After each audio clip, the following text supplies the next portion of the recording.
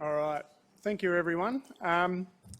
We might get going. We've got a few people online as well as welcome to everybody in the room. Thank you very much for coming to today's seminar. So it's being held as the first program review of an exciting BHP and Curtin initiative centering on the use of environmental DNA or eDNA and its uses as a biomonitoring tool. So I'm Shane Herbert and I'll be the MC today. So before we get started, I'd like to acknowledge the Whadjuk Noongar people, traditional custodians of the land on which we're meeting today, and pay my respects to the ancestors, elders, past, present and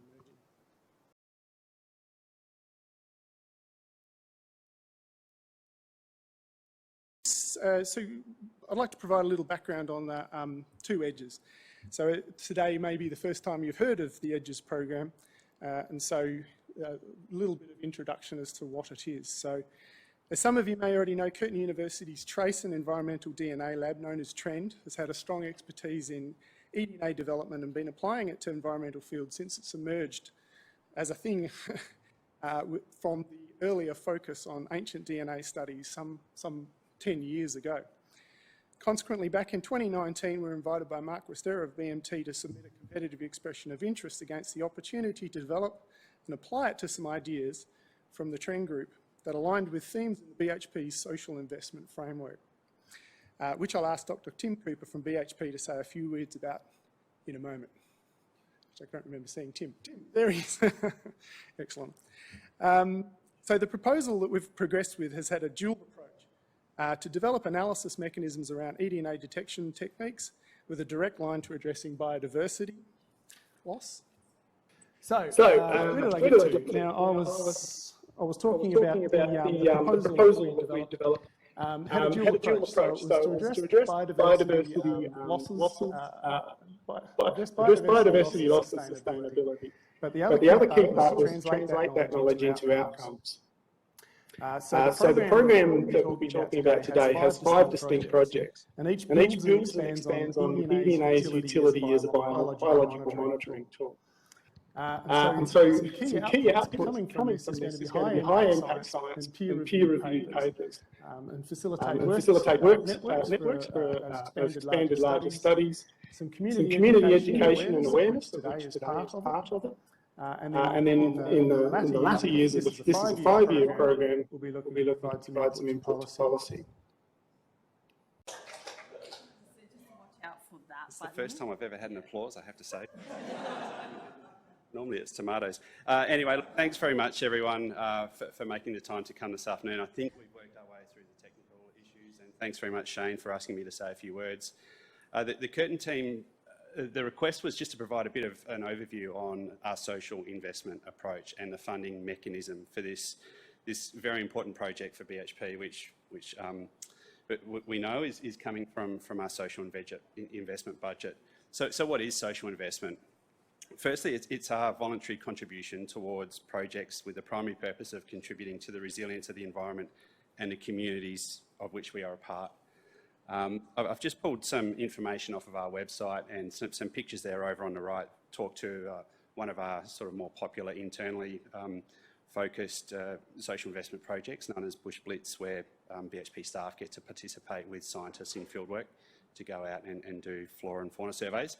But essentially our social investment strategy aims to provide a framework to guide all social investment across our business, align our social investment with current and emerging issues, trends and priorities of relevance to our business and our stakeholders, and where we believe we can make a distinctive contribution and or demonstrate leadership.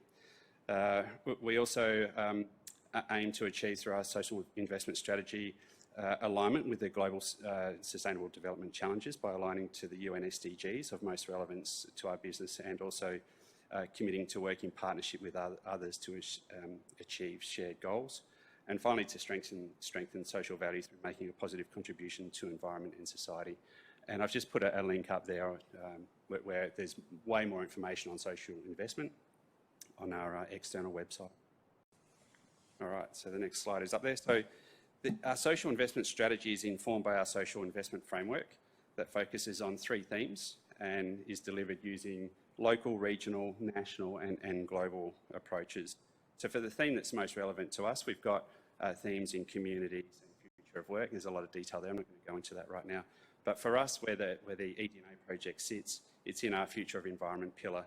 And the goal is to contribute to environmental resilience and to enduring environmental and social benefits through biodiversity conservation, ecosystem restoration, water stewardship, climate change mitigation and adaptation, which are the focus areas for this investment. And if we look at just some of the outcomes over there on the right-hand side of the slide, the top bullet point is really the focus for us in this project. And as you mentioned, Shane, in your introduction about impactful science, outcomes are determined against measures such as environmental resilience, with a focus on biodiversity conservation and water stewardship, and through enhancing knowledge, management, protection and or restoration of important biodiversity and or ecosystems. And we see this project really sort of sitting in that dot point. So this project is one of our truly global social investment projects, as you mentioned, cutting across Australia and Chile, and we're delighted to partner with Curtin on this important area of work, environmental DNA. And we look forward to hearing about the year that's passed. It's been quite eventful with the pandemic, but also the research outcomes in the years ahead. So thanks very much.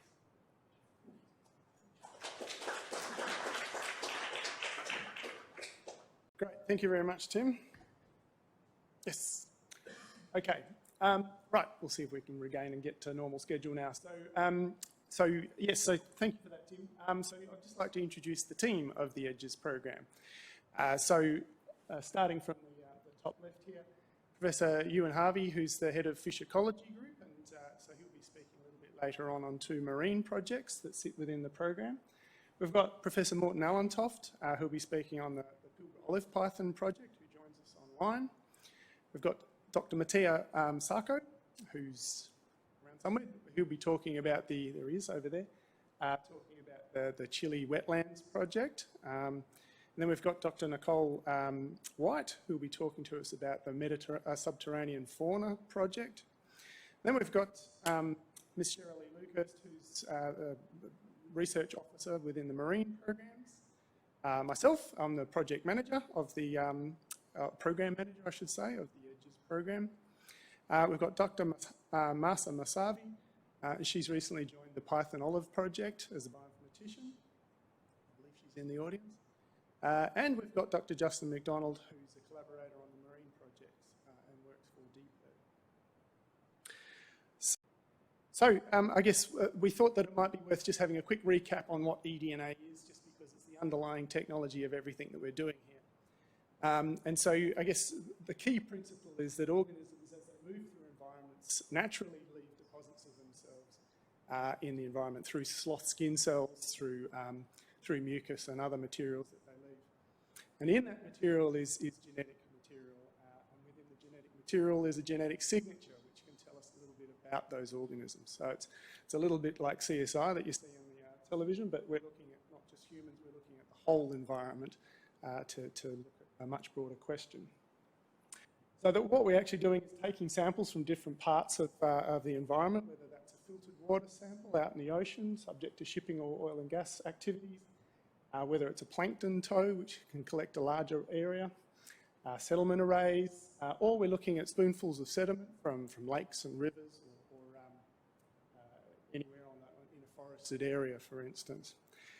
Then we need to do a little bit of work to actually extract that genetic material from those complex matrices, and then we're looking at doing a little bit of molecular biology magic to try and find out what those species are that are present in the sample. And this can typically be done in two ways. There's a qPCR method, which is a species-specific detection to say, is this species there or not? Or there's another method which involves sequencing, and this is a metabarcoding method. This is what Trend has become, has a great deal of expertise in, and it's something that we've become one of the leaders in the world on. And this method has a different assay design that is deliberately meant to be broad to capture a broad range of organisms, sequence that information, match it to databases. And this is a process of running it through supercomputers. There's a large amount of computing grunt that needs to happen there, where we're looking at 100,000 reads against billions of reads in international databases and custom databases to get ultimately a species list of everything that's in that. A whole community taxonomic-wide list of species. And I guess the importance of eDNA is that it can reveal new things about that biomonitoring process, where things that are hard to identify or see, so things that are taxonomically difficult to pull apart, as well as things that are in larval stages, which you can't identify. Equally rare and elusive organisms that are hard to catch, and if you do catch them, you don't want to kill them. eDNA can detect it from the traces of the DNA they leave behind. So today we've got 5 projects, and the order of proceedings today, we'll be covering 4 different environments. So we have marine projects, we've got a freshwater project, we've got a subterranean freshwater project, and a terrestrial project. So first up today is Professor Euan Harvey. He'll be talking about how to improve sensitivity and specificity of eDNA tools for invasives detection. And a second project, which hasn't fully begun yet, is the Benthic communities associated with the Griffin pipeline. So I'll hand over in just a second, but as you can see there, we've also got Dr Mattia Sacco, who will be talking next on the Wetland Health Index for the Chilean Altiplano. And then we've got subterranean fauna detection and conservation by Dr Nicole White. And we finish online with Professor Morten Allentoft talking about the Pilbara Olive Python detection and conservation study. And then we'll have some closing remarks, and we'll really like to encourage some networking. It's a key part of what this project is, to join us downstairs at Bar Lafayette. So thank you. I'll hand over to Professor Harvey.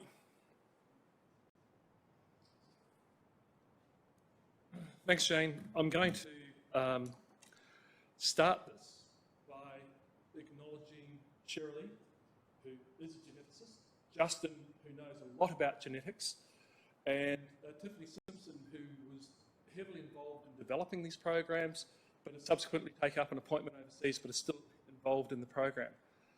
I'm also going to make a disclaimer that I'm an ecologist who knows not a lot about genetics, but I'm really interested in eDNA as an environmental sampling tool, and have been working with Mike Bunce on this, who started a lot of these programs since 2015. Environmental DNA is a great way of detecting the presence of invasive marine species, and we've been working with Deepherd and Justin and Claire since 2015 or 16, Justin? 15, I think, so quite a long time. But we also know that eDNA detection ability is only as good as the assays that you're actually using. And that's a real problem, because many of the assays will only get you down to a family level for a lot of species. It's a challenge, it's a really big challenge. So basically what we're wanting to do, I'm going to move across here so I can actually see what I'm talking about a little bit. I also apologise, there is a possibility that I may fall over, in which case I'm going to get Justin and Shirley to turn up, because I had some ear surgery this morning that I wasn't anticipating. So the local's going to wear off soon, I suspect. And we've got a question talking to that ear. So one of the things that we really wanted to do was actually develop the genome sequences for those species that were high priority invasive species, and particularly aligned with the Northwest Shelf and where a lot of activities are occurring. And what we really wanted was go backwards for those assays to be phyla specific. We need to go down to a particular species level and make sure that we can detect very specific organisms and separate them from their native congeners. So what we're doing, and when I say we, it's particularly Shirley, Justin and Tiffany, are actually developing assay material from assays from material with a known reference that we can definitely say it's a species that are coming from overseas. And we want to do this so that we can enable eDNA to actually really sensitively and confidently detect IMS in the marine environment. The biggest gaps are in the arthropods and in the mollusks.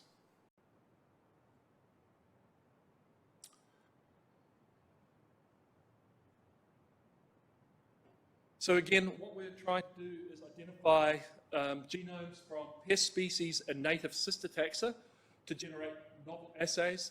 And if we can do this, this will empower eDNA to actually act as a proper IMS biomonitoring tool. The last thing we want to do is not detect an organism when it's there. That's really dangerous. If IMS is actually going to, if eDNA is going to work for IMS, we need to be able to detect something with a high level of confidence. We need to be able to separate them from the native species, and we need to ensure the accuracy of the results collected from a range of different substrates, whether that's water samples, sediment samples, or scrapings from the recruitment plates that Justin and Deepherd put out around the ports. The other big thing is we need to ensure that the sampling is cost effective. So we need to somehow speed up the processing, which will also reduce the cost. One of our big goals is to add to the publicly available repositories on IMS from around the world and in Australia, and we're hoping that this will help inform policy and also increase public awareness, which is one of the things that Justin's particularly keen about, because most people aren't even aware of a lot of the species that are there. A lot of the crabs in particular, they'll go diving, they'll see them, and they'll think, oh, that's very nice. And I'm guilty of it. I've taken photos of some of the Charybdis and gone, oh, that's very pretty, and then gone back and looked it up and been told off.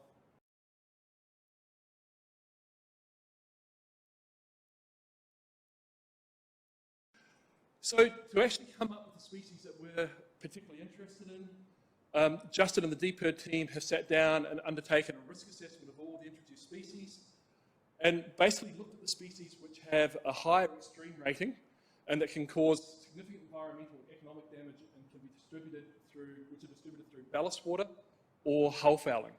So thanks to Justin and Claire and Matt and the other team members for actually doing that work for us.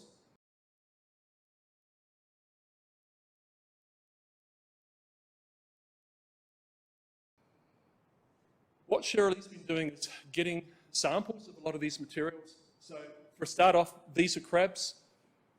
Whoops, the ones up the top are all invasive species. Shirley's gone through and done metagenome sequences and loaded these up to GeneBank. So these are now in the public domain. And she's also doing that with some of the native species that are often confused with IMS. And that's really key. We need to be able to separate the signals coming out in the eDNA of the invasives from the natives. Shellfish are a real problem. They can foul infrastructure, and I think back to the black stripe mussel outbreak in '99 that shut down Darwin Harbour, that caused a huge amount of pain for a lot of people. So they compete with native species, they have high levels of toxins, and they can also carry some diseases, which has particular implications for our aquaculture industry. So again, Shirley's working her way through a lot of the databases, and these are the species that she's put together. She's completed those and loaded those up to GeneBank.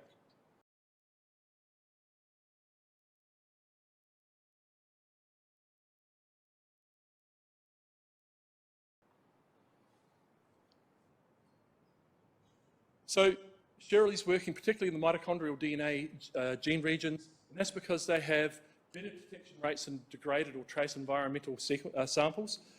And she's working in the 16S, the red bit, because that's well studied and characterised. Also, there's more data which is publicly available for invertebrates, and also it's easier to look at within and between species variation compared to commonly used gene regions. So at the moment, the thing that she's been working on is developing primers and doing in silico testing for completed assays. And she's also amplifying those target crustaceans and mollusks.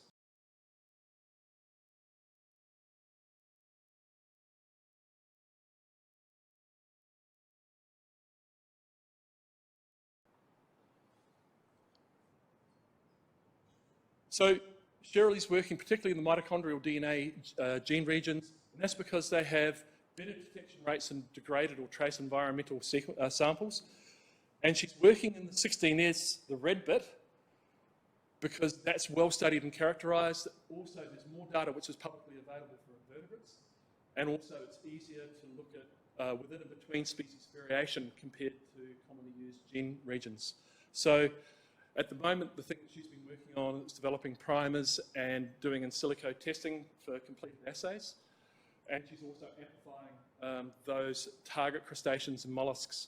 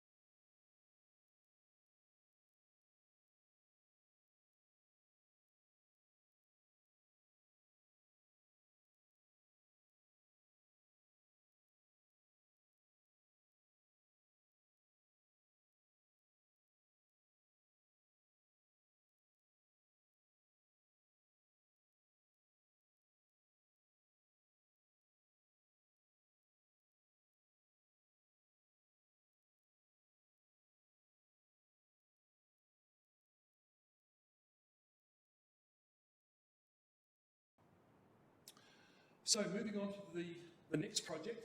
Project 5 is going to be looking at not just invasive species, but there'll be a focus on invasive species that are living on or near the Griffin pipeline. I'll come to that in a minute. But basically, we want to look at the eDNA and compare that to some of the traditional methods. Not so worried about that in a big way. We want to use those new assays that we've developed to actually look at the organisms that are growing on the pipelines and other infrastructure. We want to describe the change in the assemblages along the depth gradient, both along the Griffin pipeline and the adjacent non-pipeline areas, and associate the organisms, document the organisms associated with subsea infrastructure and surrounding natural areas. There is a little bit of theory, and I might get Justin to actually talk about it, or Justin can confirm. At the moment, there's a little bit of one of the things that we've been discussing is invasive marine species are really found below 50 metres. But is that because they're really found below 50 metres, or no one's really looked?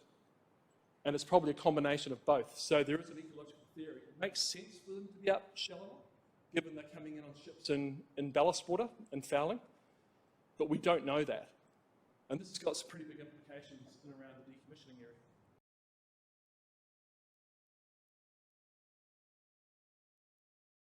area. So the Griffin pipeline is up on the northwest shelf. It comes out a little bit to the west of the Ashburton River.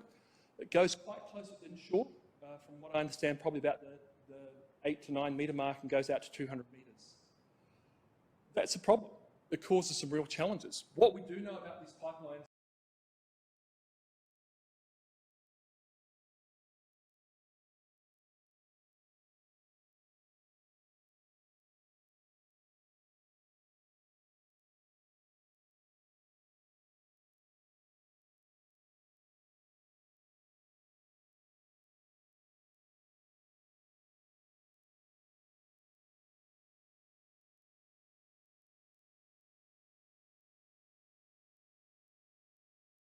That's a problem. It causes some real challenges. What we do know about these pipelines in shallow is that they have a whole heap of different types of algae and barnacles growing on them. There's also corals, and a lot of different varieties of corals. As we get into deeper water, there are sponges and all sorts of ascidians that are growing on them. We also get gorgonians, soft corals, and a range of other organisms. So they're a habitat which is quite diverse and probably quite undervalued, given the depth range that they go through.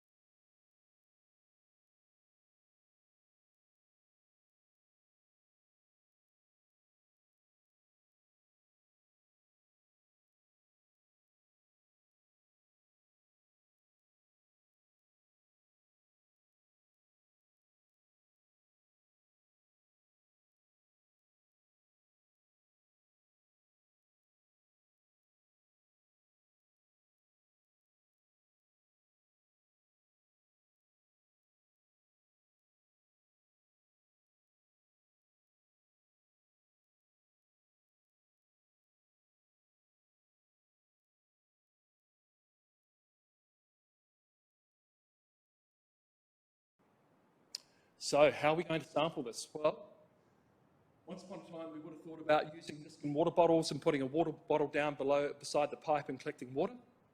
But that's going to be a real challenge if you're in 200 metres of water, and that's a lot of rope pulling. I'm not sure that I'm up to pulling 6 samples from one section from 200 metres. We're going to have to find, actually you don't want to come and do that field trip, do you? We'll get Justin to come as well. But also, we need to get the spatial positioning right. We could use an ultra-short baseline positioning system on the USBL to know how close we are to the pipeline. But work that we've recently done with Jason Alexander, one of our PhD students, suggests that water's probably not the right medium for sampling these sorts of benthic organisms, and you've got to get really close. I can just imagine getting a Niskin water bottle hooked up on a pipeline in 150 metres of water. Traditionally, diving and scraping might work, but not below 25 metres. So really, we need to be looking at other techniques such as an ROV. We've been doing a lot of work with a couple of different groups, trying ROV and doing physical scrapings. We've done a lot of work in Thailand doing this with Chevron. And one of the things that we've got to do is figure out how we can collect water samples and scrapings, whether it be a swab or a physical sample, from 100 metres of water, but not just collect one sample, collect 8 or 9 or 10 samples very quickly. This is not simple. We're working on this with engineers in the US, and we're hoping that we'll have something resolved by Christmas. We hope, and we should be able to. So basically what we want to be able to do is gain a greater understanding of the biodiversity on and off natural and artificial structures, and the distribution and habitats occurrence of invasive marine species. We want to refine the technique of sampling biodiversity at depth using eDNA and gain an understanding of the depth changes in the assemblage at an IMS as you go across the shelf. So how's this going to benefit people? Well, it's going to benefit a whole range of people because suddenly those assays that we, Shirley and Fisheries have developed, are publicly available and can be used in the future. There'll also be a whole heap of knowledge about the distribution of IMS that can then be used to further the theory of invasive species recruitment, and that will actually help inform a discussion in around policy. Yeah. Okay, good afternoon everybody. Chilean project. This is a project which is led by myself, Nicole, who's here, and Morten in Denmark, unfortunately, stuck due to COVID. And during the next 10-15 minutes, I will introduce you the project, and hopefully I'll be able to show you some results that we already generated through this project. This is perhaps the most international of the 5 projects composing the eDGES program. And as you can all imagine, COVID wasn't a very good friend of our project. So, however, we are quite satisfied with what we have achieved so far, and we have some progresses that I will show you in a minute. The overarching goal of this project is to combine eDNA analysis with biogeochemical tests, with the objective of investigating and characterize biodiversity and ecosystem functioning in hypersaline lakes. Particularly, we'll be focusing on hypersaline lakes within the Precordillera, Chilean Precordillera. That's the reason why we call this project as the Chilean project. Now, this is, as I said before, a highly international project. There's us, Trend, but there's also the University of Antofagasta in Chile involved. There's actually a PhD program which has already started, carried out by the student Gonzalo Salazar. And there's also involvement of the ANSTO at Lucas Heights in New South Wales, with great facilities and great collaboration. Now, before I dig into the specific objectives and methodology of this project, I thought that it might be useful to give you an introduction on saline and hypersaline systems. So this map on the left shows you a bit of distribution of saline lakes across the world in white.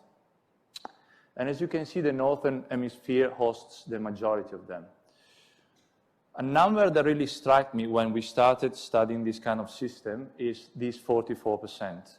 Almost 1 out of 2 inland waters is saline. Within this framework, the hypersaline systems, to my personal view, get even more interesting. When I say hypersaline system, I refer to lakes, wetlands in general, which have a salinity which is usually above 35 grams per liter, which is the salinity of the ocean on average. Now, these systems are really important for many reasons. From a biological perspective, they host communities which are highly adapted to these very challenging conditions for life, such as salinity, or, for example, in the specific case of the Precordillera region, the UV index is massive. So you can easily understand how From a purely anthropogenical perspective, it's quite challenging to live there, but there is a biotic community and thriving organisms that are quite unique, and you're going to understand why very soon. Now, beyond the biological value of these systems, there's also a, let's say, societal and economical value. Perhaps the most obvious one is the extraction of minerals. The systems are actually driving the clean energy revolution. If we just think, for example, about lithium, which is a key component of every single battery of our portable devices. But apart from that, they're also important for example, the harvesting of Artemia, the figure B, which is a key macroinvertebrate for aquaculture. They're also important for other non-invasive, non-extractive ecosystem services, such as ecotourism and recreational activities. Now, despite their importance, they're highly understudied. And what's interesting these days is that given this push for a clean energy revolution, they're being a massive hotspot in the media. This article is from 15 days ago in The Guardian, and it talks about how Great Salt Lake is not only facing a massive extraction of resources, but also due to the climate change, is facing drought. This is the case also for the Dead Sea, for example, in Israel. So I forgot mentioning that around here, despite you're not very familiar with the concept of saline lakes, you might know, for example, Great Salt Lake, the Dead Sea, Lake Catitanda Air in Australia. In this project, we'll be focusing on the Chilean Precordillera, which is in South America. And beyond the overarching goal that I described in the first slide, we have 4 specific objectives. First, not for importance, we are going to survey water and sediment, both in space and time, for prokaryotic and eukaryotic taxa. As I said before, they're highly adapted. And just to give you an example, they're using, researchers around the world are using these microorganisms for modeling what the potential life on Mars would look like. Second specific objective is to conduct hydrological and biogeochemical investigation of the superficial water tables in order to dig into the carbon flows and food web interactions of microbes and macroinvertebrates which are inhabiting these systems. We are going to use eDNA technique in order to monitor the presence and density of the salt-tolerant brine shrimp Artemia. And last but not least, we are going to survey diet and migration processes of avifauna that depend on this kind of wetlands for their survival. When we apply this to the Chilean Precordillera, there are 3 highly endangered flamingo species, but this goes beyond just the flamingos, and we will include all the avifauna present on these lakes. So as you can see, our focus is pretty much bottom up. We will start from microorganisms, and then we will go all the way up in the trophic chain in order to get a better understanding of the ecological dynamic shaping the systems. You might wonder, how are you going to do this, which sounds quite exciting, but at the same time difficult to do. Well, our initial plan included 3 lakes. You might know one of them, Salar de Atacama, quite famous around the world for touristic reasons, but also for mineral extraction, such as lithium. The second lake that we included initially was Salar de Tara, and the third was Salar de Pussa. Now, all 3 of them belong to the so-called Los Flamencos Natural Reserve, which is a very important area in terms of environmental conservation in Chile. The reason why we picked initially these 3 lakes, it was because they provided us with a nice altitudinal gradient, as you can see on the graph on the right. And as a result, the idea was to use also not only temporal dynamics, because the plan was to collect samples along 2 seasons, but also incorporate the spatial pattern within the ecological modeling. The overall goal of the study is to generate a wetland health index. conceptually is not going to be a number, it's going to be more of a protocol or a toolkit, which will include, as you will see in a minute, the incorporation of new novel disciplines within the context of ecological modeling. Now, at the moment, we are facing some difficulties due to COVID mainly, and we are not getting a lot of help in terms of permits and accessibility to these 3 lakes. So we are probably going to shift towards alternative lakes, equally important, but this is a work in progress. Now, a bit of boring methodological aspects. As I said before, the ecological modeling that we want to carry out will involve novel disciplines. One of them, of course, is eDNA. But the novelty of this project is the incorporation of further disciplines within the ecological modeling of these very peculiar but important lakes. So the idea is to incorporate 3 main disciplines within the baseline, let's say, conventional approach composed by biology, hydrology, and geology.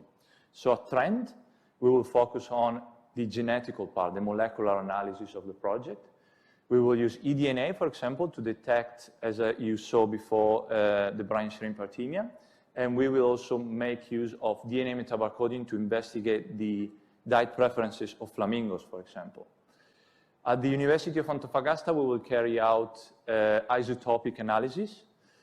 This is of relevance, because over there in Antofagasta, you have the only capacity able to carry out a very specific analysis called compound-specific stable isotope analysis, which is somehow the state-of-the-art technology if you want to carry out this kind of tests. Then the nuclear reactor in Sydney, ANSTO, at Lucas Height. This came later, this opportunity, but we find it very interesting because this will allow us to incorporate groundwater analysis in order to understand the interaction between superficial and subterranean water and how all this interchange of nutrients and water resources is going to shape the ecology of the systems. The last part of my speech will focus on the results or outcomes. As I said before, we were lucky enough to battle COVID somehow, because this forced us into some sort of lateral thinking that brought us to the pretty much the generation of these 2 papers. The first one is a lit review on the importance, both from an ecological but also societal and economical perspective, of these very understudied and often overlooked systems.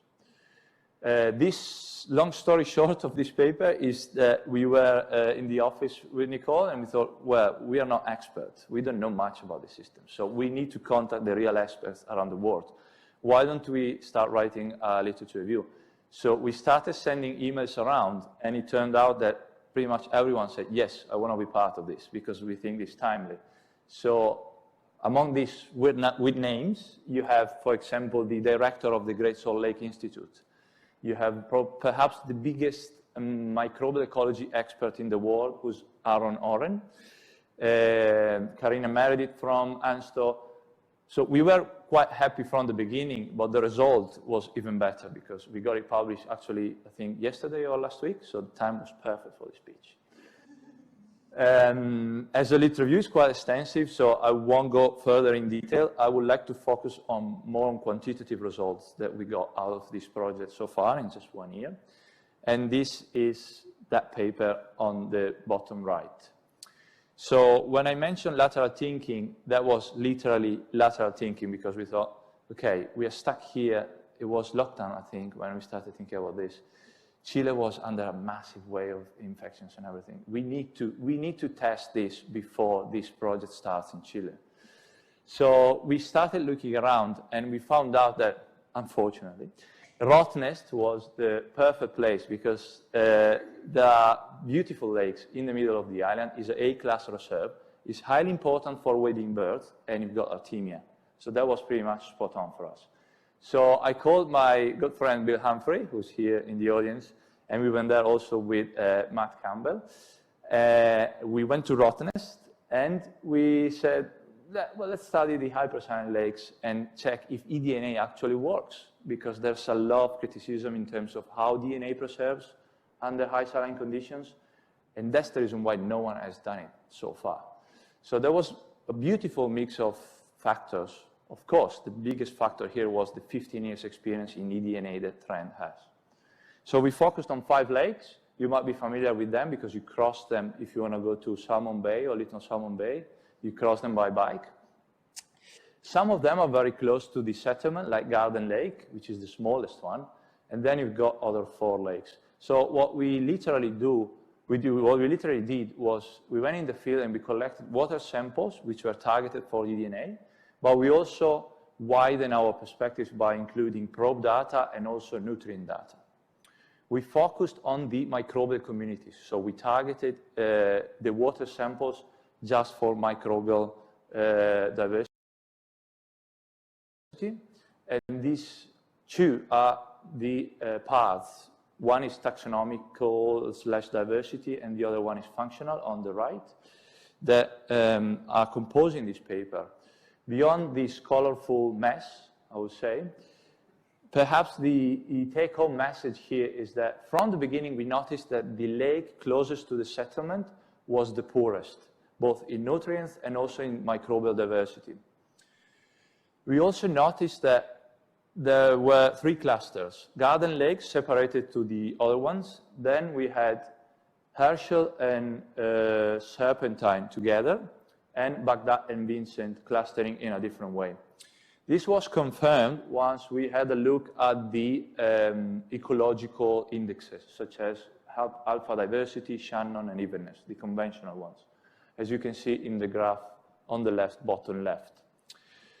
What was really interesting to us, it was also that the microbial communities in these lakes, in a way we expected this, but there was a nice confirmation. They were moderately to extremely halophilic groups. And this was very clear through the different salinity gradient that we found, starting from Garden, the least saline, to Baghdad, which is the most saline system.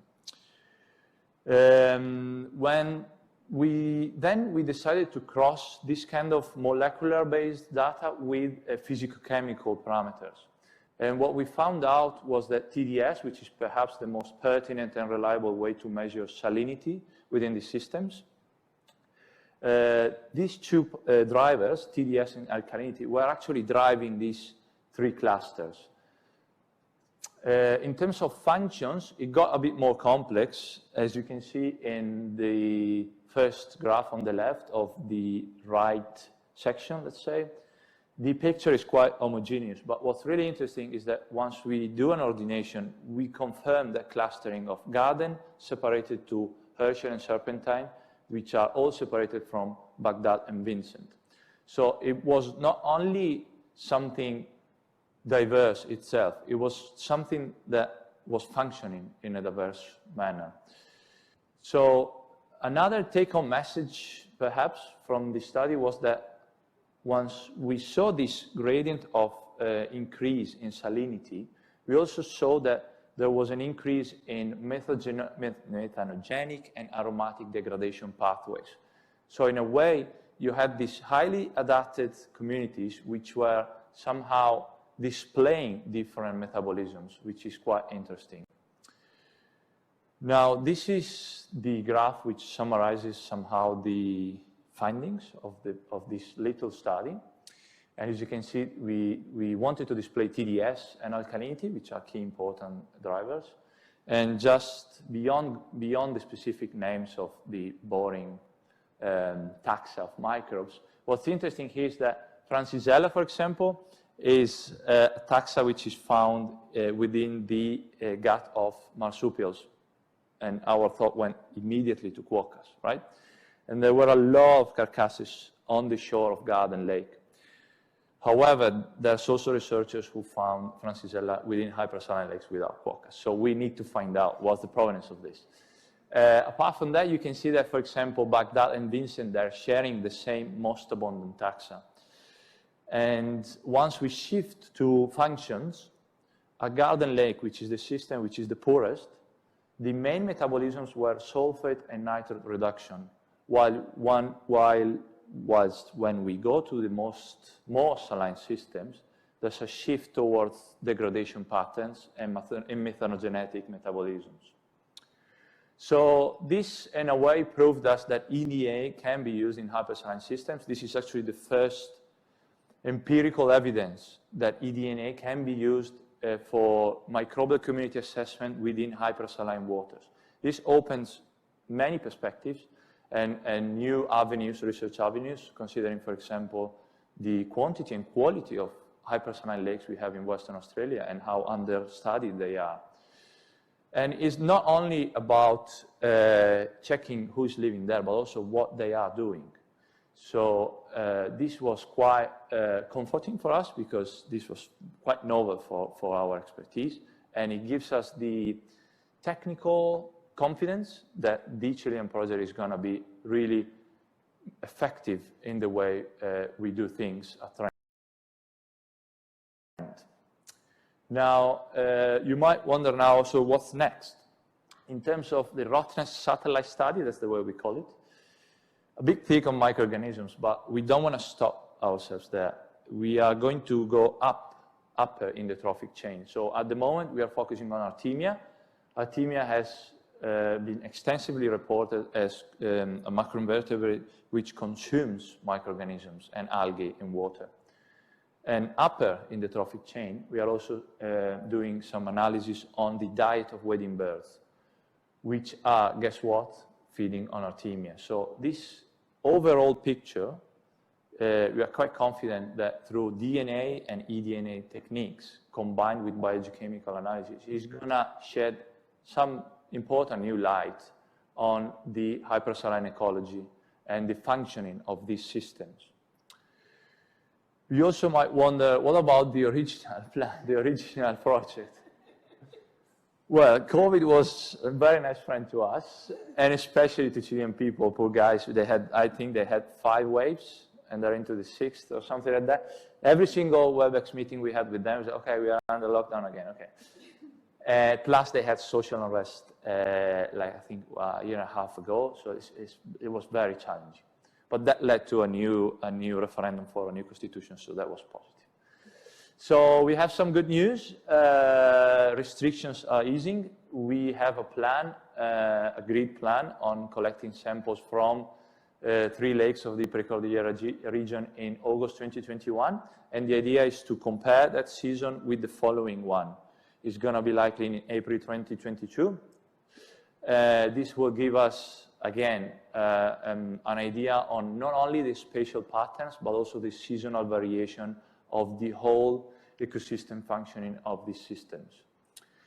With this, pretty much I conclude my speech, and the whole idea of this satellite study and also the Chilean Precordillera project is to test the use of eDNA within this context, given how important they are, but especially as proved by that literature review, how understudied they are.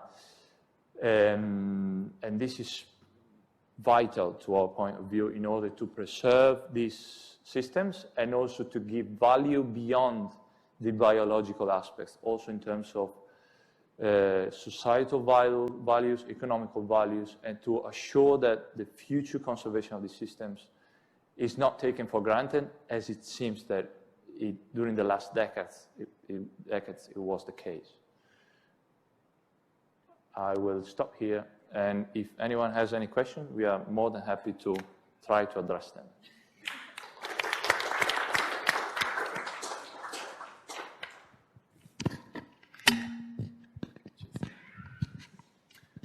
Did anyone have any questions for Mattia? Any online?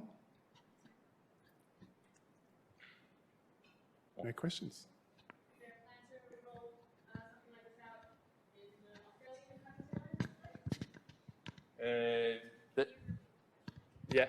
The question was if there's any plan on applying the same design, let's say, to Australian hypersaline system. That's definitely the medium, let's say, not short term, but the medium term goal, absolutely, given, as I said before, how many we have here in Australia, how important they are, how underrated, again, the wheat belt, down south in Esperance, north, lake, I think it's Lake McLeod. It has the highest mangrove, highly dense populated mangrove community within a hypersaline lake in the world. So it's a huge research gap, I personally believe, here in Western Australia, especially when you think about Artemia, for example. At Rottnest, for example, I was asking, what's the diversity of Artemia? Which species do you have? And I was asking that because I went to a speech with Bill, and it was a speech on birds. And they were saying, Artemia, they're really, really important at Rottnest because there are birds coming from Siberia just for feeding on Artemia and breeding at Rottnest.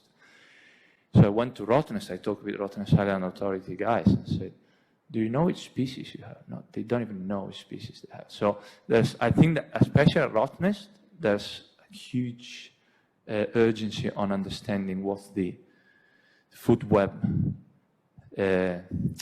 interactions over there, because once you don't have Artemia, within birds from Siberia won't come, and therefore the system will collapse because there will be eutrophication, there will be cascade ecological effects that are going to affect for sure the conservation of systems which strikes me, which are in the highest level protection in Australia, which is A-class reserve in Rottnest Island, right?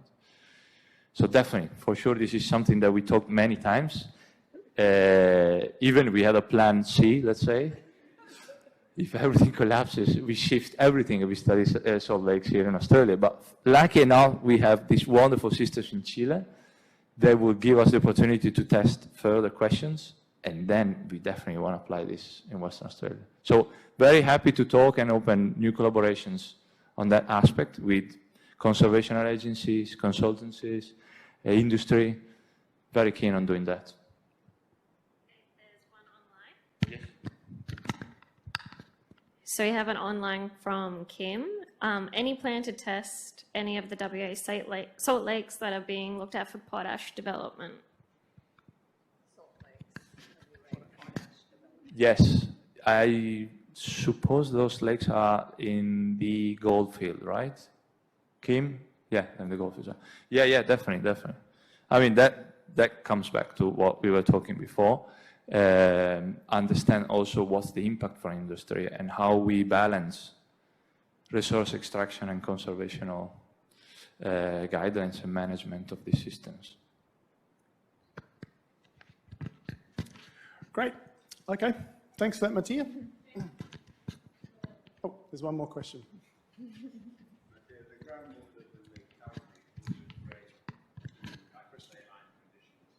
Yes.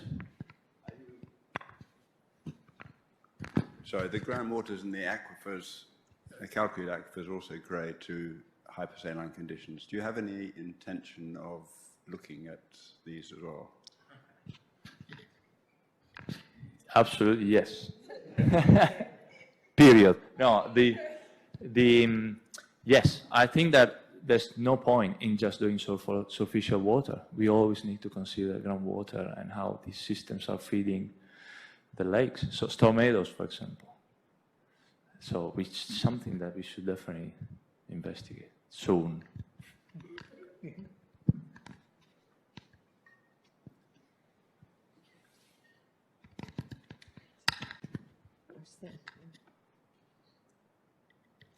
Great, good afternoon, everybody.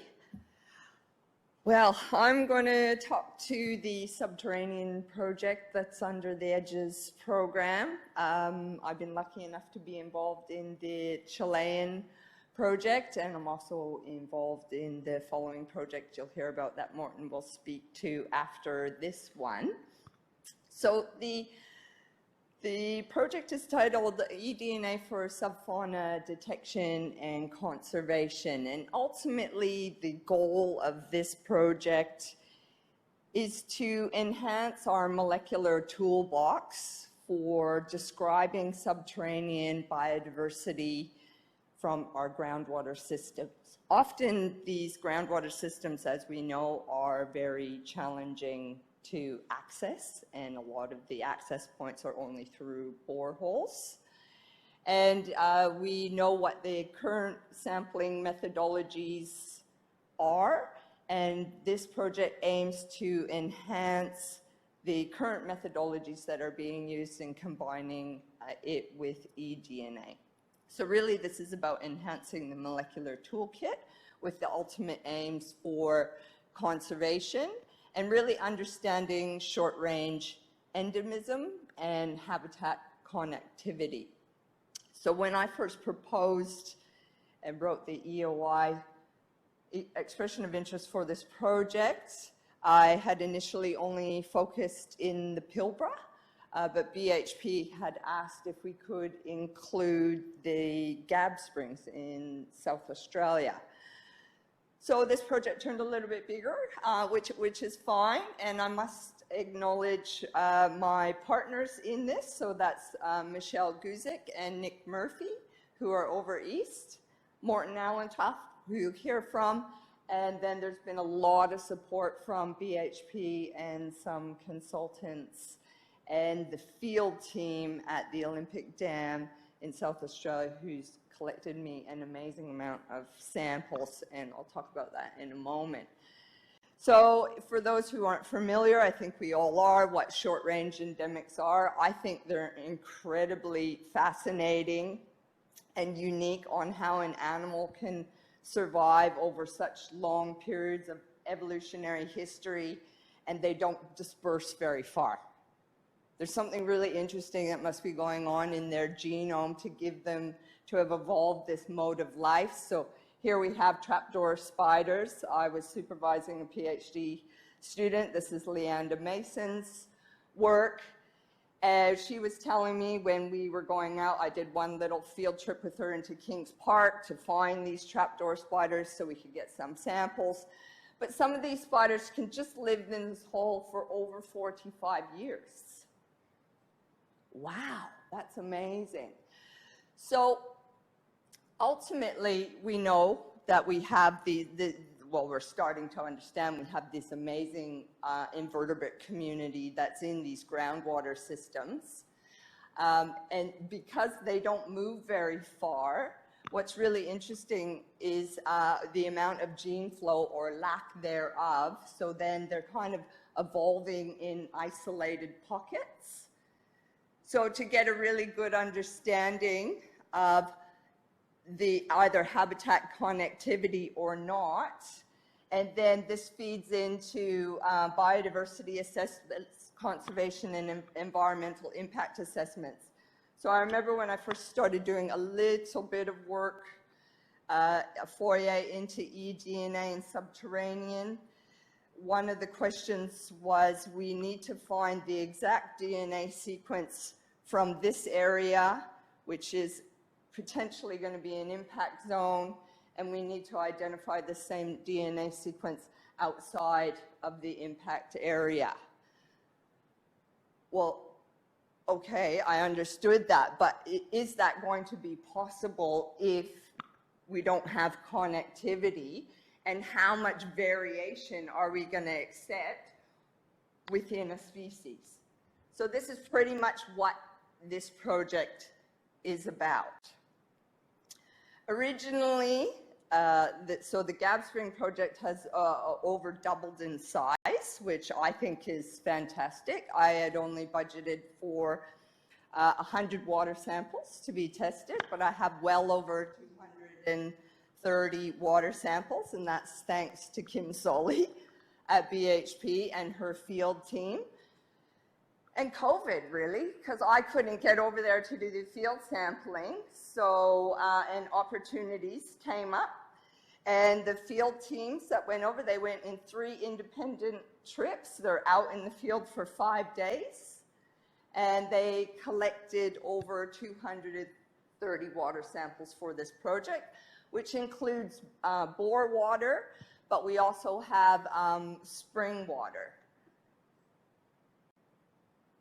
And in addition to that, we have, which these samples are currently being sorted at a consultant, we have over 110 invertebrate samples that are being sorted. Now, this is going to allow me to do whole mitochondrial sequencing on fresh animals that go across a geographical spread so we can really get a handle on what the intra-species diversity is within some of these groups of animals. So I'm selecting 6 key taxa from the GAB spring across a geographical gradient. So I'll be doing the mitogenome from 4 of the same species that are spread out. And as we can see from the spring and bore water, we have over 120 kilometer spread of the samples, and the invertebrates have been sampled over 50 kilometers. So this is really going to be able to give us a good insight into these systems and these animals.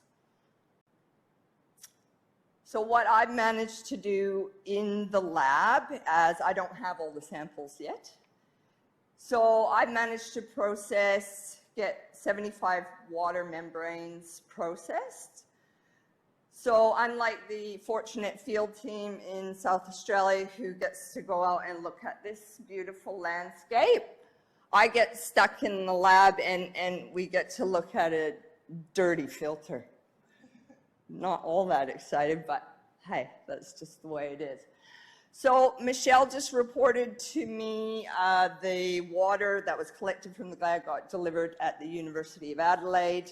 They've just finished filtering all of that water, and Michelle will be bringing the samples over to Trent. I find it a little, so Michelle Guzik is leading an ARC linkage Subterranean, which they're focusing all their work up in the Pilbara, and she's at the University of Adelaide. And I'm working on GAB Springs, and I'm in Perth, and the field site's over in South Australia. So we're working really well together to help each other out on all of these projects. And Mika's here today, who's the postdoc working on the ARC Subterranean project. And really, these two projects are running in parallel to each other and will be complementary in contributing to the overall molecular toolkit that we need to develop for Stygofauna detection and describing their biodiversity. So thank you, Michelle. She's online. As I said, the invertebrates, and what's really unique about the GAB springs is they have these endemic snails. And some of them are actually listed as endangered and vulnerable. So what we also have is a variety of samples. So I'm going to be very interested in looking at the groundwater samples versus the spring samples, because some of those were taken on top of one another. So I think that's going to be really interesting as to give us an idea of where the diversity is in kind of those systems as well. So those are currently being sorted, and I should have those. So at the very least, and this is very preliminary because this is not the complete data set, but I did want to have something for today. And first it was, can we detect Stygofauna from these systems? I used quite what we consider a broad brush or very universal assay, in that it can pick up a large number of eukaryotes if the DNA is present in the sample. So that's what we call our 18S assay. And that was initially to just give me kind of, all right, can we detect Stygofauna here? Is there anything interesting that's starting to flag up? And if so, then we can start boring down with further assay development into those groups. But I initially had no idea what it is that we were going to be able to detect. And we got 18 classes and 24 orders, and that went down to 30 families. Like I said, it's the 18S assay. So different markers have different resolution that you can take with them. So an 18S gene may not be as descriptive to take and identify multiple species within a genus of Stygofauna, but it can certainly start identifying the groups that we have. And we're seeing a lot of worms and segmented worms and a lot of soft body things in these systems as well. So I thought that was quite good as the first pass over just 75 samples, which I said we've got a lot more to do and will be coming into the lab.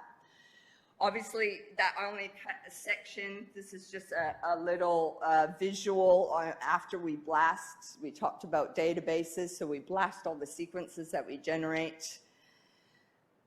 For me, this is quite a good visual, so you can import the matches to the reference database. So at the moment, we've only used the public database, GeneBank. And then you import that output into something, and this is a program that can just visualize it. Then you can start exploring it in all of those nodes on the end of the branches, because the DNA sequences are sitting in behind that. So you can start exporting those out and doing different things that you want to do, or exploring what were the matches to the ostracods.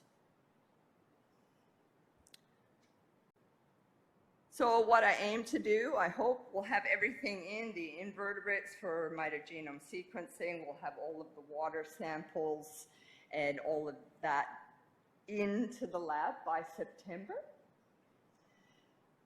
So I can commence the mitochondrial genome sequencing and start looking at designing some new markers and then planning field work for the Pilbara for the following year. So I must say, for me, this project is about a one-day-a-week project, because I'm spread across quite a few. But it's also a very exciting project for me as well. And like I said, it's running in parallel with the ARC linkage Subterranean project. Now, we talked a little bit about social values. These are social investment funds. And Steigerfauna, as of late, have been hitting the media. There was a recent article that came out and describing them as mini monsters. And I'm not too sure if I really agree with the title, causing major headaches. I don't think they cause major headaches. I think there's a lot of unknown in these underground water systems that haven't yet been described or explored. Some may interpret that as a headache, some may not. I don't interpret that as a headache. So yes, there's an amazing amount of biological diversity down there. This was another one that came up recently, so the more we look, the more we're finding is kind of what's happening. So 11 new mysterious species. We just had a new postdoc join our lab last week, which is Julia Farina. She's a taxonomic specialist. She's just describing one group. And she has a lot of work, she was telling me, just within her group that she wants to describe ahead of her. So there is a lot of work to do in this space. This was sent over to me by the team in South Australia. We have to also recognize that there's indigenous ties to the land and cultural values as well, which is sensitive. There's water consumption. Water is a precious resource. We all know, no water, no life. It's pretty simple. So we need to conserve our water and respect our systems. All these underground systems support all life above ground. So it's really important we understand them and conserve them so that they can do their thing, so that we're supporting life above ground. So this is just all kind of ties into the social values, the biodiversity, the conservation, the environment, cultural, indigenous, and yeah, that's about it for this project so far. We'll have to wait until the next annual meeting and I will give an update. So if there's any questions.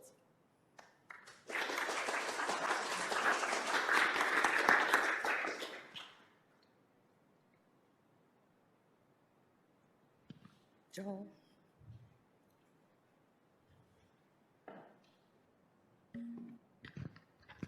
Thanks, Nicole. I was just curious, so you've come across the great challenge of discovering more diversity, the more you sequence, obviously. I was curious how adaptable the toolkit will be to that ongoing discovery as more and more work's done in more and more areas. Good question.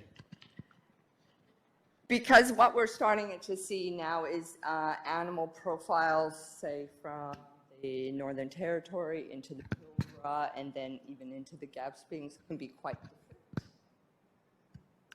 So what we're doing, what the ultimate aim would be, is to kind of develop these very broad, but that are Stygofauna specific. But whether we're actually going to be able to achieve that, given the DNA diversity that we're finding, may be a bit challenging. It's the ultimate aim to kind of develop these silver bullet assays that, you know, we just can throw 1 or 2 at it and we're going to pick up everything if it's present. The reality of that, because we don't have a priori knowledge of these animal sequences so that we can design markers to target that, this kind of seems to be a little bit of a chicken and egg at the moment, even though we're doing our very best. But I think with mitochondrial genomes, rather than smaller barcodes, we're going to have a better chance at looking for those regions, obviously, of homology across, if that's going to be achievable, and then sequencing across a species variable area that's going to give us some diagnostic information. I think we'll end up with a battery of eDNA assays for studying these groundwater systems. One may be more amphipod specific, and then your copepods. I don't think we're going to get away with just 1 or 2.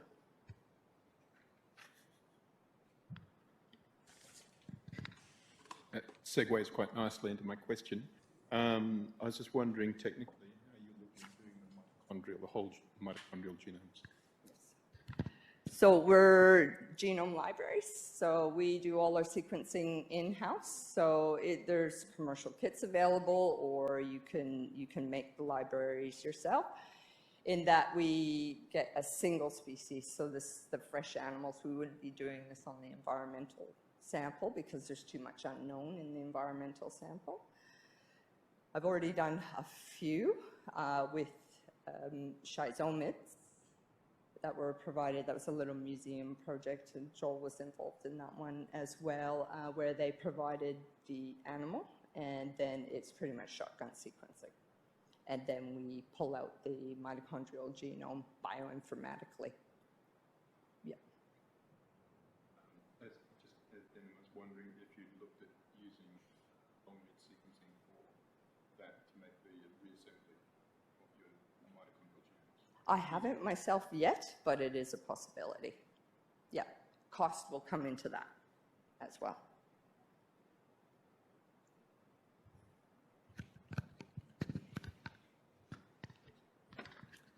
Is the plan for Ethel Gorge the same as the GAB? To go out and do a lot of, yeah, cool. Yeah, so reproducing what's already happening in the GAB in Ethel Gorge. Any more questions? Yep. How have you found, sorry, I suppose this is BHP, and I don't want to tread on footsteps, well, tread on feet, but you know, there are, but there are, you know, multiple players up in the Pilbara, large players, obviously, and Ethel Gorge is an example where, you know, there might be drawdown in one part of it for one tenement for one company, and then another part of it, another company doing something else, and you know, that's the work that you do, I suppose, with collecting water, for example, having sort of one side of the picture, maybe with impact from part of it, but there could be broader impacts. Like, how do you see your position as a university and also as a provider of services to sort of encourage the larger kind of companies to collaborate more and work more together with the sort of scientific side of things and development of these tools? Yeah, well, the ARC linkage would be a perfect example. of that, and that's getting the industry partners and everybody together. So we do have one underway at the moment that Michelle is driving. It's a very good question. I don't know if I can answer that. Rhetorical. Yeah.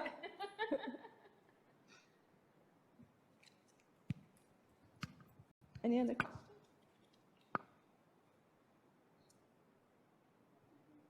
No.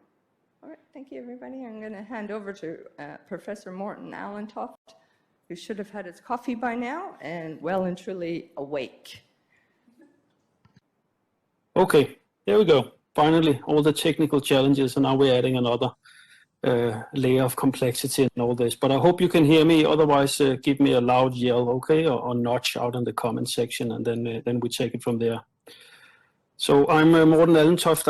I'm head of the Trend Lab. I was hired at Curtin more than a year ago now. That was back in June 2020, but because of this global pandemic that you've probably heard about, I'm still stuck in Denmark. I'm sitting in a summer house in the north coast of Zealand. And this is where I've been sitting for more than a year, waiting for things to cool down again so we can move down to the southern hemisphere.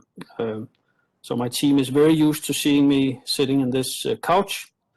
Only different is today I'm wearing a shirt. Otherwise, things are pretty much the same as always. We are confident, though, that we'll be able to move later this year. Things are moving now on the visa front, so hopefully something should happen soon. Anyway, I will talk about a project that I'm very excited about here in the eDGES framework. This is our Python project. It's called Monitoring Conservation Genomics of the Pilbara Olive Python. Normally we call this project 1, but today we're taking it last, and it actually makes sense because it's a little bit different, I would say, from the other project. It's not so intensely focused on only eDNA. This has a strong evolutionary element also, and genomics element also. This project here is trying to merge different molecular disciplines, you can say.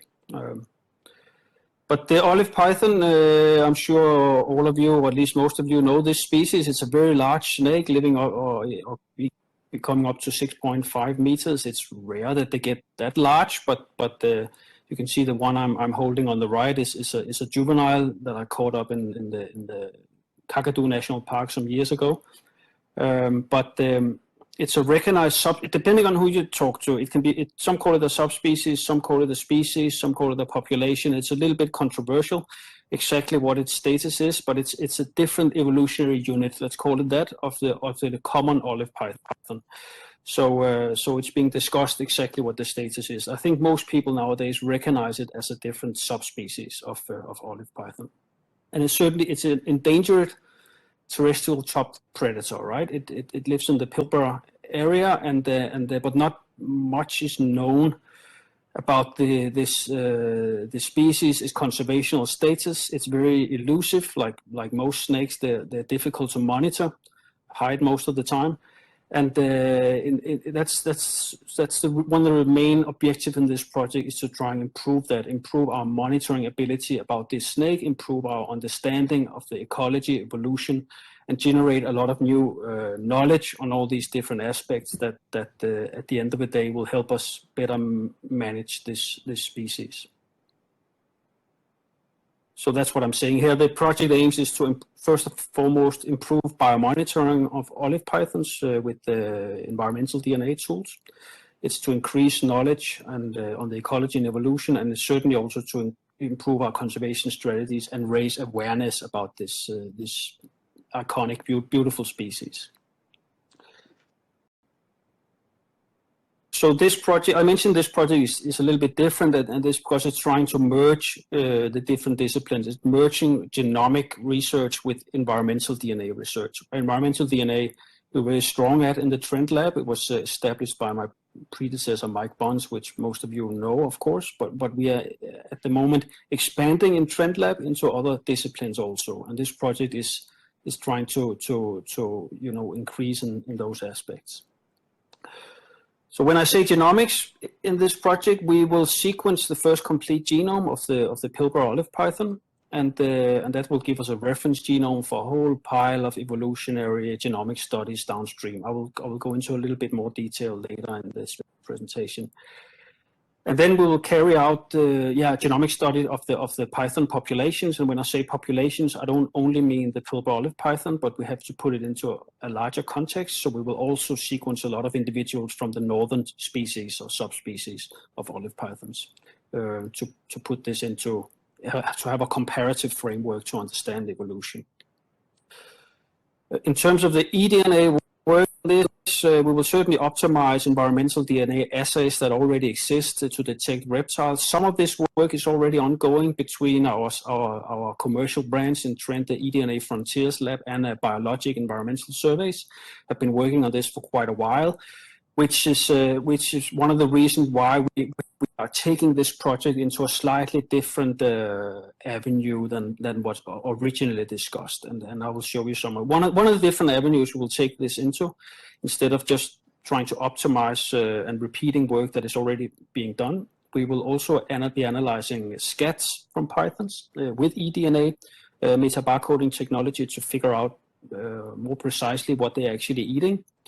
And we'll also be analyzing predator scats in the region that could be from cats, foxes, dingoes, quolls, or whatever that are roaming in the Pilbara region, to figure out, are they actually eating young pythons, or how might they be competing with the prey items for the pythons? So we will use eDNA not only for python detection, but also to provide more ecological information, ecological context for these pythons in the Pilbara.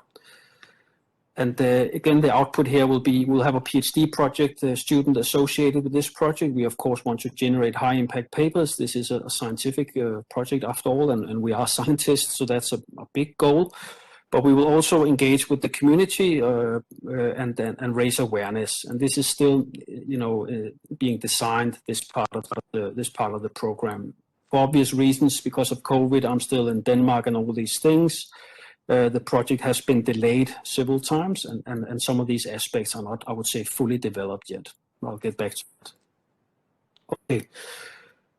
In terms of applications and the methods we'll be using, I'll just quickly go through this. I mean, we will assemble 2 genomes from scratch, essentially. This is what is called de novo assemble. And we will do that both from the Pilbara Olive Python, but to have something to compare with, we'll do it also for the regular olive python, the northern species. And we'll take blood samples. We need high quality DNA because it's a challenging discipline to map out the whole genome for the first time. So we will need super high quality DNA in order to get a chromosome level assembly of the genomes. And we do that in collaboration with the Vertebrate Genomes Project, which is a big worldwide consortium aiming to essentially create error-free genome assemblies of all 80,000 or whatever vertebrate species on the planet. A very modest goal that these guys have, but these guys are renowned for creating super high quality reference genomes, and we have already established a good collaboration with them. Then when we have the reference genome in place, then this is when we can start looking really into population genomics, because this means that we can sample now many individuals from the wild, or take advantage of old DNA extracts that are already sitting in our freezers, or samples that have been collected from before, or even old bones that are lying in collections at the WA Museum. Because once you have the reference genomes, and I'll show that in a minute, you can generate data, genome-wide data from populations in the wild based on much lower quality DNA all of a sudden. And then you can map out those sequences to the reference genome and then figure out where they are placed in the olive python genome. And that's a way to suddenly expand at a population level scale, which gives you a lot more insight into evolutionary differences between the population, genetic diversity, what has happened over time, and so forth. I'll get to some of that. And then we'll collect, and this is part of the PhD project, and that is being developed now. We will collect water samples from some of these small ponds where the pythons are congregating to feed and to mate. We will collect the sediments from some of these cliff overhangs where the pythons might be resting or staying when they are giving birth. we will collect scats, and this will be, this has not completely been settled yet exactly what sites will do that, and we will collaborate here with biologic environmental surveys who are already collecting samples and testing some of this. So this is you can say a discussion yet to be had, exactly what is the level of ambition and exactly how we're gonna tackle this. But it will certainly be some of the PhD project embedded in this Python program here.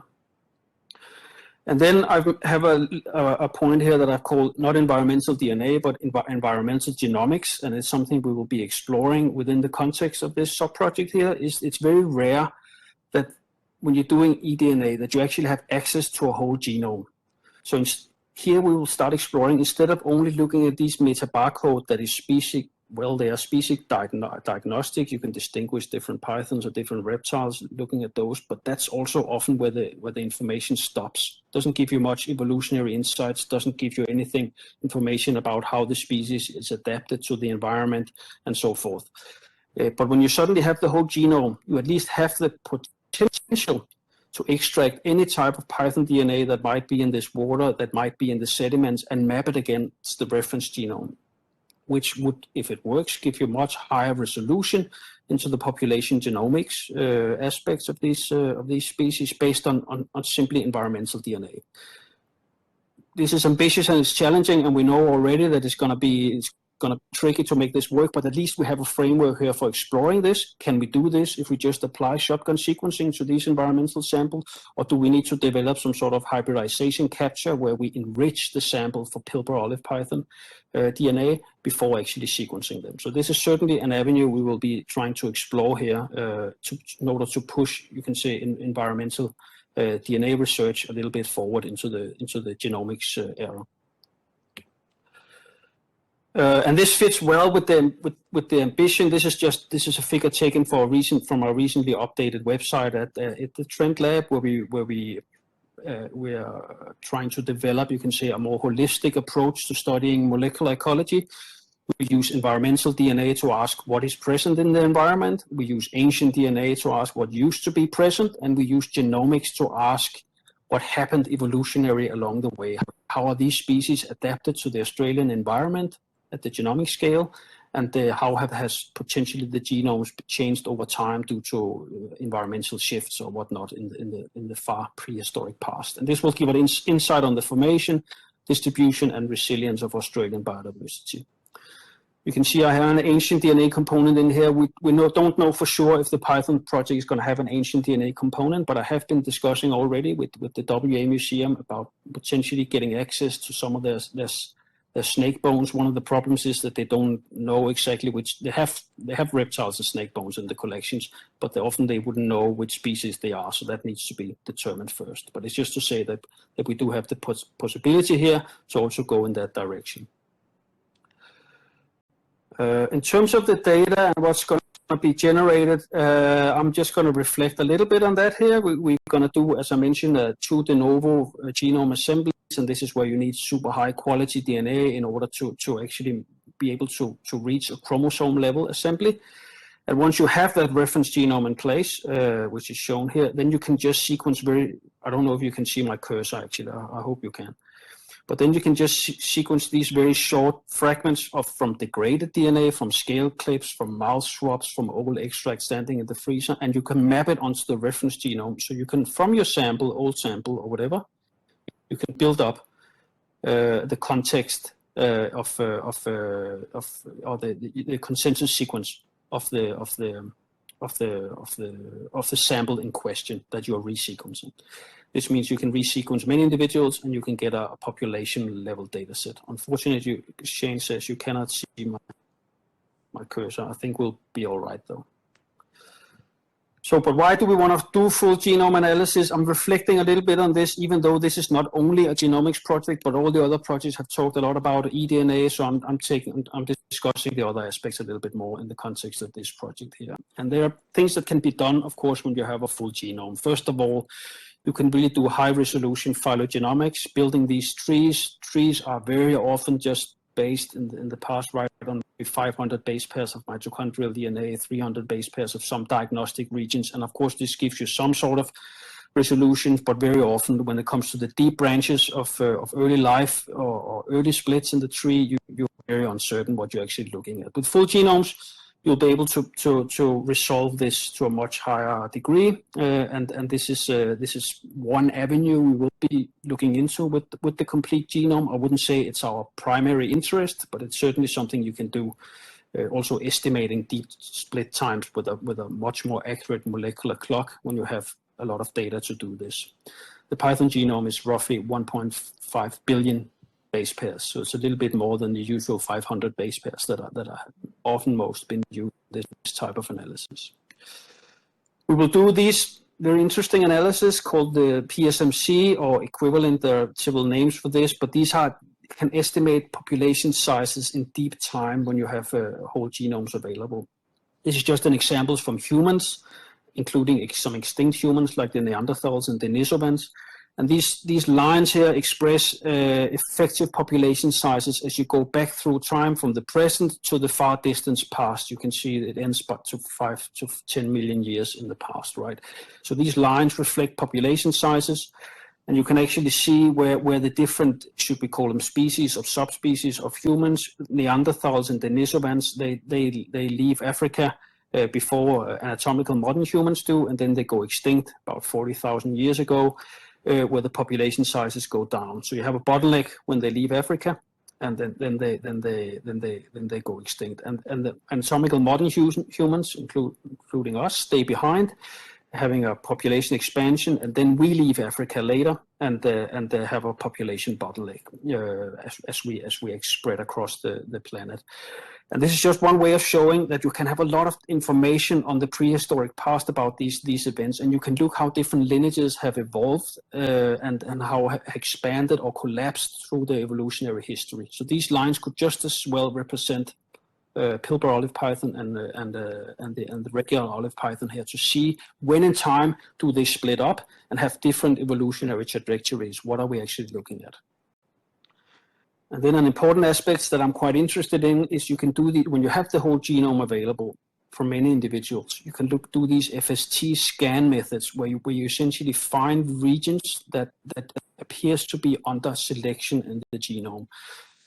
So you scan in these windows, you can say, across the genome, and when you suddenly reach a fragment of DNA that is very different in the two species you're comparing, that is a candidate for a selection to have happened. So of course you can look into that region. What genes are sitting in this region? Does it actually make sense that these genes might have been under active selection in one population, on one species or the other? What are we actually having? In this case, it's just a published example of two snakes where people have been looking at a mountains distributed snakes and a closely related low elevation snake. And they can see that some of the regions that are very different in the two closely related species are related to genes that are related to low oxygen levels or DNA repair because of increased UV intensity in high altitude. This EPAS1 gene is known from humans also. When you have these particular mutations that is seen in this snake also in the EPAS1 gene, it ensures that you don't overproduce red blood cells when you are exposed to low oxygen, which are giving blood clots and other things. So this just shows that in humans and snakes living in higher elevation, you have the same evolutionary adaptations. And why is this important? I think it's important when you have the whole discussion is what is a species, what do we actually want to preserve when we're talking about these pythons, right? I mean, we can talk about looking at the snakes and they look very similar when you observe them. But if we have to elevate conservation genomics and genetics and conservation science to a new level, I think it's quite important and also super interesting from a scientific viewpoint to discuss what adaptations are we actually preserving for the future in these gene pools. What are the adaptations to the local environment that are preserved in the Pilbara region that are potentially preserved differently up in the northernmost region, and so it gives us, you can say, an extra whole different extra aspects to discuss conservation genomics and conservation strategies here, because we're not only talking snakes and morphology and organisms themselves, but it's actually the DNA that we're preserving for the future and how this DNA is adapted to different environments. Few words on the progress we have developed due to this COVID situation. I would say extreme online meeting skills. We are extremely good at having online meetings, and we have them all the time. And this is, of course, just one positive spin on this. This is just another way of saying that the project has been delayed quite a bit, but we luckily we have a lot of support from Tim and Anne and the whole BHP team, and we have done the best to our ability to make this work regardless. We have hired Mattia as a postdoc in bioinformatics because she will help us assemble these genomes and analyze these genomes and publish them also in plan is in next year.